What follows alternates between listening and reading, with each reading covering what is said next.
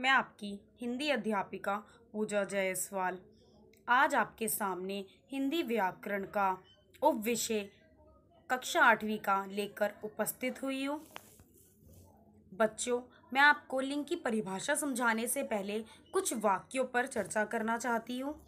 ठीक है, तो पहला वाक्य है मेरा बस आ रहा है, मुझे गुस्सा आ रही है, यमुना दूषित हो रहा है, मुझे हिंदी अच्छी तरह समझ आ रहा है, मेरी कैंची मुझे वापस करो, शीतल ठंडी हवा चल रहा है।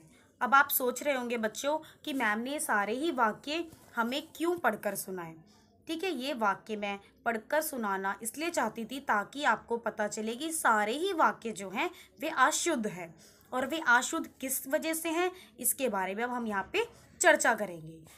पहला वाक्य मैंने पढ़ा, मेरा बस आ रहा है, तो आपने देखा कि मेरा शब्द क्या है, पुल्लिंग। ठीक है, और बस आ रहा है। ठीक है, मेरा बस आ रहा है, क्या ये वाक्य सही है? जबकि इसकी जगह क्या होना चाहिए था, मेरी बस आ रही है ना, क्योंकि मेरा बस आ रहा है ऐसे तो कोई भी नहीं बोलता, तो ये क्या है, अशुद्ध वाक्य है। अब इसमें अशुद्ध क्या है कि जो हमारा संज्ञा है या सर्वनाम है वे हमारी क्रिया के अनुसार लिंग के अनुसार नहीं है। जो हमारी क्रिया है वे हमारे लिंग के अनुसार नहीं है।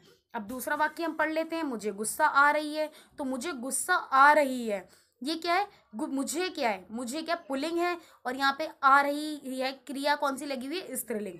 तो इस प्रकार से जो लिंग है वे क्रिया के अनुसार होंगे, तभी हमारा वाक्य शुद्ध कहलाएगा।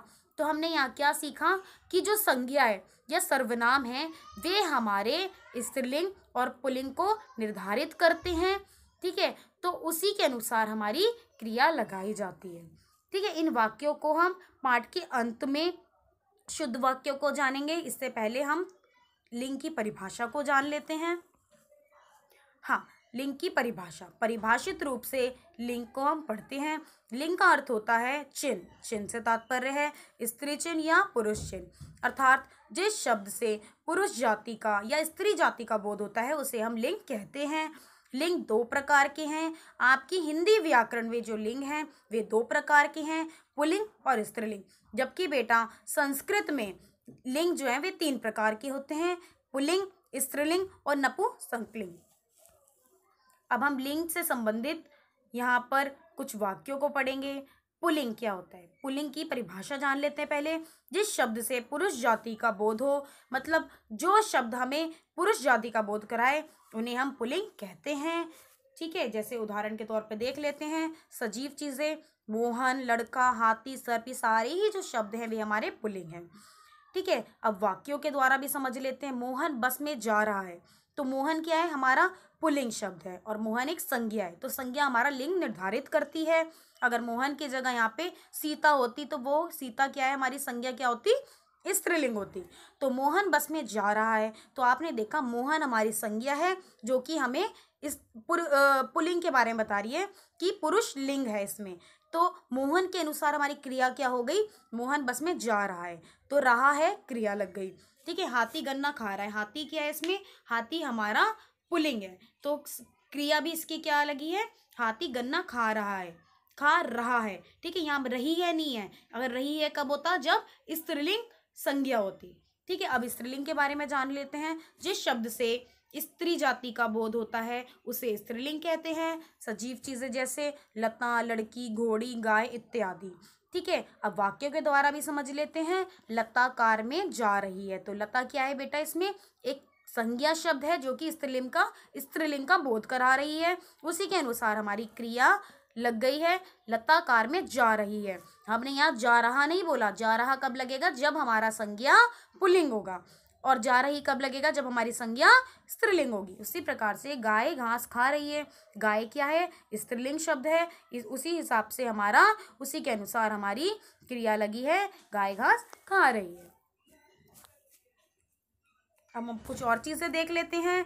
निर्जीव वस्तुएं, जैसे निर्जीव जिसमें जान नहीं होती, जैसे मकान, पत्र, नेत्र, पत्ता इत्यादि, ये सारे ही शब्द जो हैं वे पुल्लिंग है। तो इनके वाक्यों को हम समझ लेते हैं। वह मकान सुंदर दिखाई दे रहा है। तो आपने देखा जो मकान है वे हमारी संज्ञा है और वे मकान शब्द क्या है हमारा पुल्लिंग। तो क्रिया इसके अनुसार दिखाई दे रहा है। रहा है क्या है हमारा, हमारी यहाँ क्रिया है जो कि संज्ञा के अनुसार लिंग के अनुसार लगाई गई है। ठीक है, दूसरा वाक्य देखते हैं। यह पत्र अत्यंत सरल भाषा में लिखा गया है। पत्र क्या है बेटा, पत्र हमारी संज्ञा है। पत्र पुल्लिंग, पुल्लिंग लिंग के बारे में हमें बताता है। तो लिंग के अनुसार हमारी क्रिया क्या हो गई, यह पत्र अत्यंत सरल भाषा में लिखा गया है।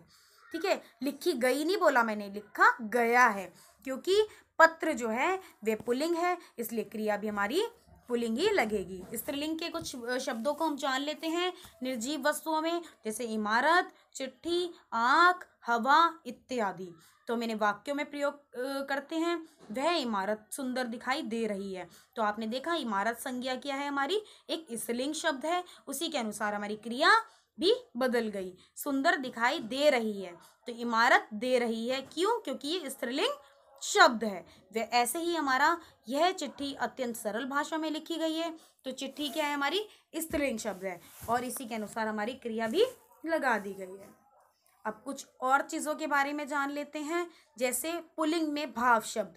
भाव से संबंधित शब्द कौन कौन से होंगे, प्रेम, बुढ़ापा, सुख, दुख इत्यादि जो शब्द हैं वे पुल्लिंग भाव वाले शब्द हैं। जैसे अगर हम इन्हें वाक्यों में प्रयोग करें तो जीवन में सुख दुख आता जाता है, तो सुख दुख क्या है, ये पुल्लिंग शब्द है। ठीक है, इसी प्रकार से स्त्रीलिंग में हम भाव वाले शब्द देख लेते हैं, सच्चाई, ईमानदारी, सजावट इत्यादि। शादी में हुई सजावट सुंदर थी। तो सजावट शब्द क्या है हमारा, हमारा यहाँ पे सजावट जो है वे स्त्रीलिंग शब्द है, उसी के अनुसार हमारी जो क्रिया है वह क्या लगी है, शादी में हुई सजावट सुंदर थी लग गया। तो ये क्या है हमारा कि अब हमने इस पाठ में हमने समझा कि जो हमारी संज्ञा होती है उस पे हमारा लिंग निर्धारित होता है। अगर वे पुल्लिंग है तो हमारी क्रिया भी पुल्लिंग लगेगी, अगर वे स्त्रीलिंग है तो हमारी क्रिया भी स्त्रीलिंग ही लगेगी। अब कुछ और चीज़ों के द्वारा हम इन वाक्य